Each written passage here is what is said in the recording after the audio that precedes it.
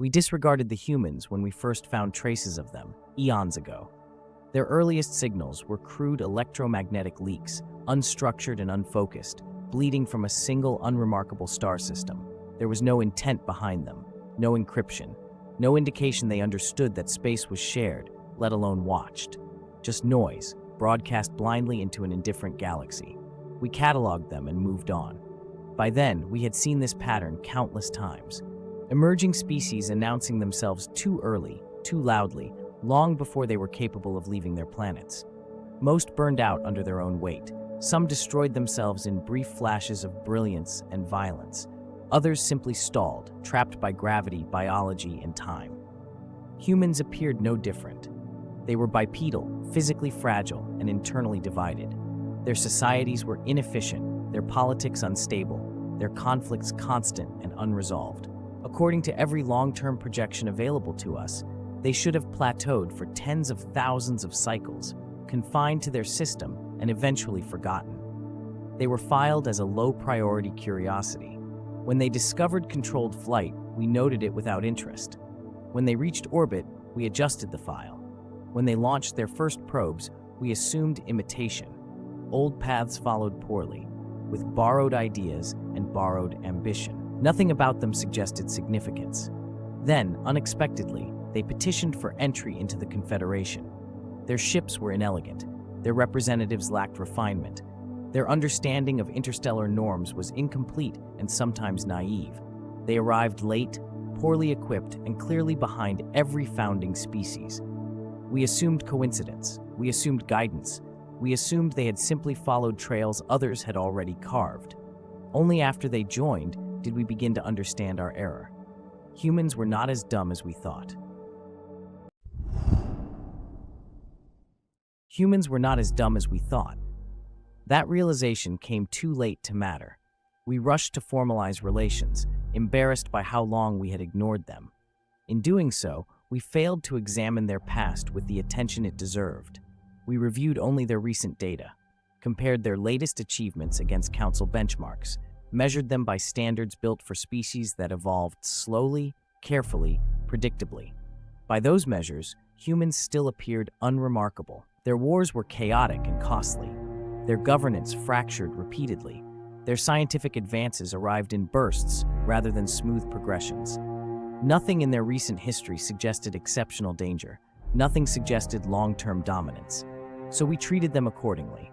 They were invited, but not consulted, included, but not trusted. Their objections were overruled politely, their concerns dismissed as inexperience. They were spoken to with patience that bordered on indulgence. And when the war came, we never even considered them. The Karun ascendancy emerged without warning, a civilization engineered entirely for expansion. Their fleets were vast, self-sustaining, relentless. They did not negotiate. They did not pause. They consumed systems whole, converting matter and populations into fuel for further advance. The war decided the fate of multiple galaxies. The Confederation mobilized everything it had. Ancient armadas, experimental weapons, entire economies converted into engines of survival. World after world fell, and still the Karun advanced. The moment that shattered our certainty did not come from victory. It came from survival. A council fleet, cornered and facing annihilation, was suddenly saved.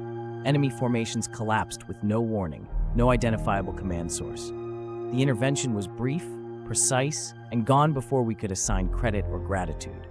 The signatures were human. We were stunned. From everything we believed at that point, humans were supposed to be cowards. Humans were supposed to be cowards. That assumption had shaped every decision we made. As the war dragged on, the Confederation bled itself dry. Shipyards ran empty.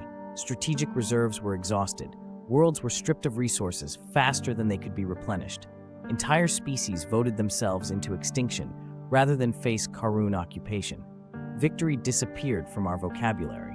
Only delay remained. Throughout this collapse, the humans grew quieter. Their representatives stopped attending emergency sessions. Their data streams narrowed, then vanished. Their trade vessels rerouted away from conflict zones. Some council members accused them of abandonment. Others whispered that fear had finally caught up with them.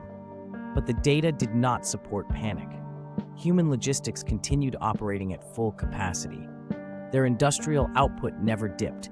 Their communications grew tighter, more localized, more disciplined.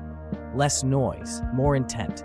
They were not withdrawing. They were focusing. We never intended to ask them to fight.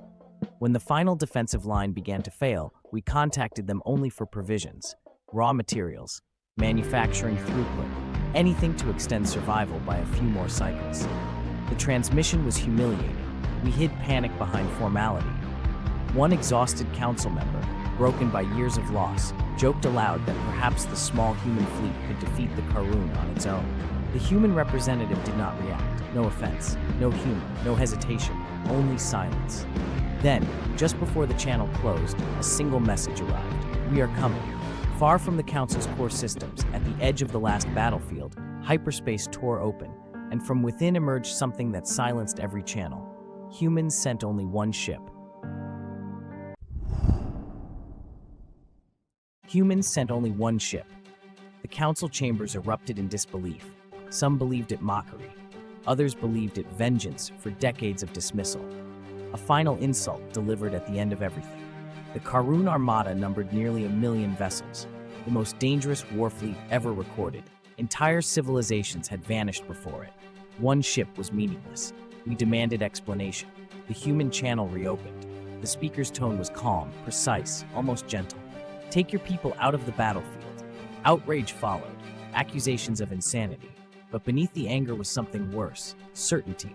The war was already lost, so the council ordered a retreat. Fleets withdrew, civilian convoys fled. Every species chose survival over pride. Everyone retreated, everyone except the humans. The broadcast was transmitted across every remaining system. One small ship, alone, facing a battalion. An easy target. The humans fired once. A single green lattice of energy unfolded from their ship, branching impossibly fast, threading through the Karun formation like a living web. It did not burn hulls. It did not disrupt engines. It passed through them, and everywhere it touched, life ceased. Crew, neural systems, biological command nodes, entire fleets were left intact, drifting perfectly functional and completely dead. The humans broadcast a single message before disappearing into hyperspace. A voice, sharp and cold, said, "Done. We are going home." Silence followed. That day, the universe learned two things. The first was the existence of Thanatos-class Weapon 01, a construct so destructive that history would remember it only by its nickname, the Pale Verdict. Even now, after eons, species lower their voices when they speak its name. The only weapon ever created that erased biological matter while leaving all else untouched. So absolute, so final, that its use was banned forever by unanimous decree. The second was simpler. Humans are not silent because they are weak. They are silent because they are deadly.